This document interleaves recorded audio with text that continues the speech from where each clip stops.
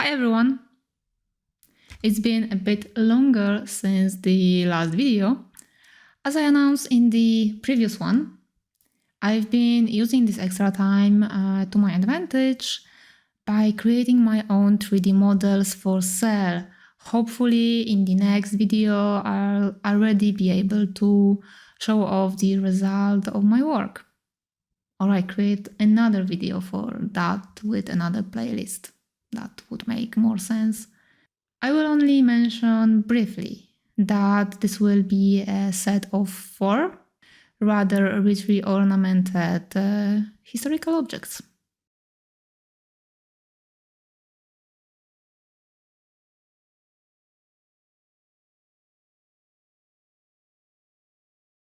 And just for informational reasons, I implemented some changes in my videos, particularly focusing on the descriptions while maintaining a consistent and organized structure.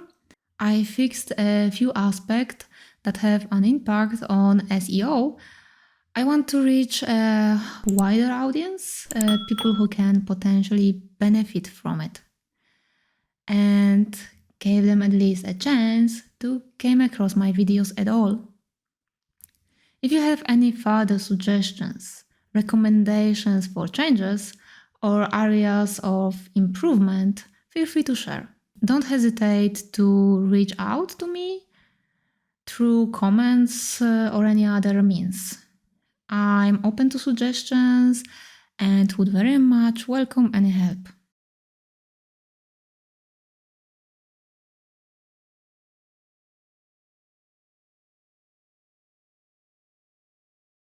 Alright, last time I ended my story with how I ended up in the hospital and had to work out from where I was supposed to get the money for necessary tests, because the contract with my employer didn't even provide me with health insurance. These circumstances left me with no choice but to reach out to my parents and ask for their assistance. Yes, while their response wasn't filled with enthusiasm, it's still important to note that during daytime, concepts like an agreement for the provision of service, or in other words, contract for specific work, didn't even exist.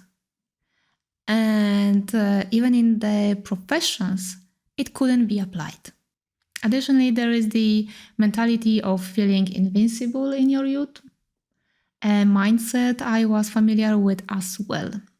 The thought process might go like this: doctors, hospital, I don't like going to the doctor, I don't have the time for such bullshit, and I can't even afford it, and so on and so forth. Well, now let's play with the consequences of such an approach. Fortunately, my parents agreed to help, enabling me to undergo additional tests during my hospital stay. They weren't any sophisticated ones, but I did have a lumbar puncture again. Yippee, I guess. I didn't have an MRI scan because that was the most expensive part of the tests, which would normally have eaten up almost half of my monthly salary. And here I didn't want to abuse the help of my parents, for whom financial issues were damn important. I don't know if above everything else, but sometimes I got that impression. I spent probably 2 or 3 days in the hospital. I didn't want to stay any longer because the expenses were accumulating rapidly, and the doctors were taking their time to finalize the diagnosis. I didn't receive any treatment, so my hands still remained uncooperative. But some vision of how to come out of this problem I already possessed. I had to get voluntary health insurance, And this is where another problem appeared. I haven't had my insurance contributions paid for probably 2 years. And the dear Polish NFZ, National Health Fund, charge penalties for not paying contributions after 3rd month. Different ones depending on the length of the break. According to the 2022 data, not paying contribution for more than 10 years is already almost 50,000 of Polish zloty, which is almost 3,000 euros. This may not be much in the west part of the world, but in Poland, it is a serious amount of money. So, to put it straightforward, you don't pay your contributions, but at the same time, you cannot use public healthcare anyway because you glow red in the system. There are exceptions like retired people with very low pensions or homeless people. In summary, you pay a penalty for not using public health services because you are actually much better contributions payer if you pay and don't use it. But that is just my opinion. Now I know that all I would have had to do was register as an unemployed person for 1 month, and everything would have been reset. But at the time, I was in a hurry. My hand was getting worse and worse, and in case of registration as an unemployed person, I still would have had to terminate my contract with my current employer and hope that he would renew it when I came back. Pluses, minuses, calculations, you know how it is. Choosing best option or less painful one, like in this case. Consequently, my parents had to help me this time too, and their level of unhappiness grew even more.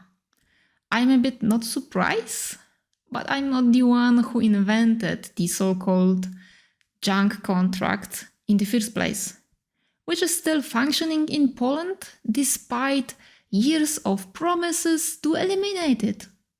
For this and few other reasons, I'm glad that I live in Ireland now.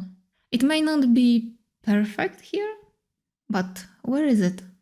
There are not many of the idiotic legal things we had to choke on in Poland, though, which is also a bit sad because right after I graduated from the university, I wasn't planning on leaving Poland at all. So yeah, great job, Polish government.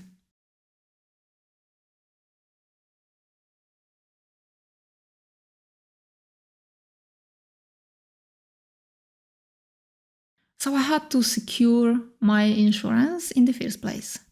I still remember the moment I signed the agreement with NFZ, throwing away a whole month's worth of my salary on an idiotic penalty.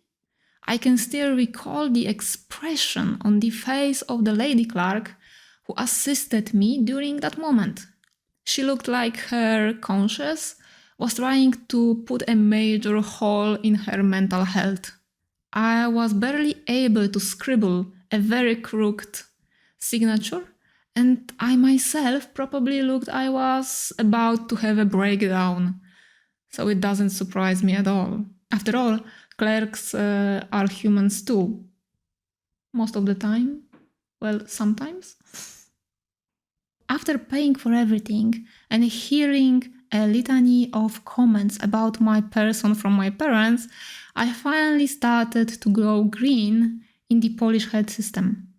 So what? The irony is that now, with my insurance in place, the hospital claimed to be unable to accommodate my admission and instead scheduled an appointment in another about 30 days, so an extra month of waiting. To sum up, I couldn't work. I was obligated to pay monthly health contributions calculated from the average Polish salary, a figure I wasn't reaching, and yet I remained deprived of the essential medical care I desperately needed. I don't know who came up with the whole thing, but I think he or she or they were high. And I guess that's enough of this story for today, because I can already feel the anger starting to rise in me at all this stupidity. Don't worry though, I will continue my tale next time.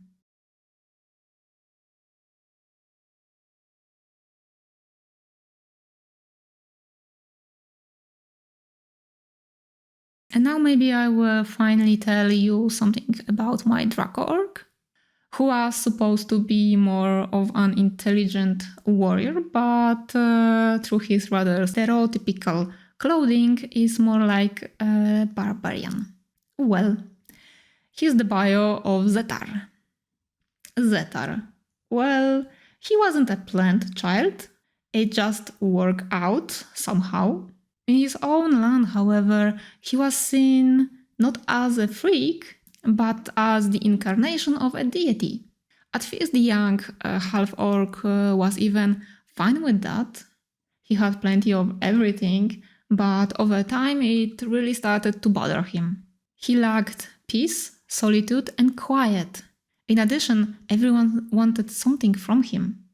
That's why one night he just left. Since then, he wandered around wherever he could without much purpose, quite often visiting the coastal areas. He was just on his way to the far south, where he intended to spend the cold months, when, by his own carelessness, he was spotted by a certain young half-elf girl, and so it began. Additionally, you can discover more about my challenge entry and Zetar on the page linked in the description below, or somewhere here in the future if you help me with that, by subscribing, for example.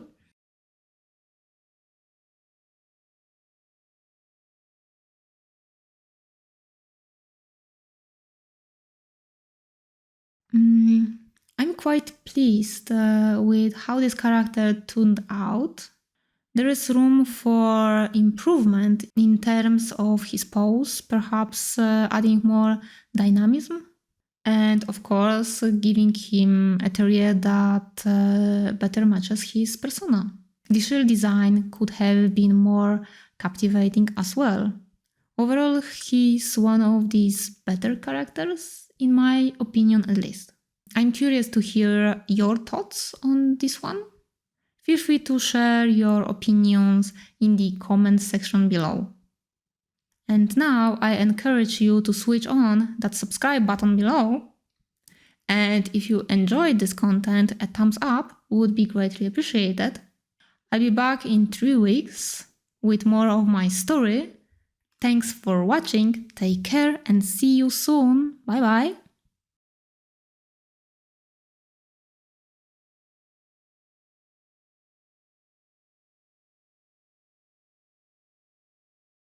There is one more thing that I need to say for a complete clarity, and I will say it again and again. I am not a doctor or any medical professional. The information I share is based on my personal observations, insights from healthcare providers, physical therapists, and various written sources. It's important to note that what works for me not necessarily be suitable or effective for others. So before adopting any practices or techniques mentioned by me, I strongly advise you to consult with a healthcare professional to ensure that you are not putting yourself at risk or causing harm. See ya.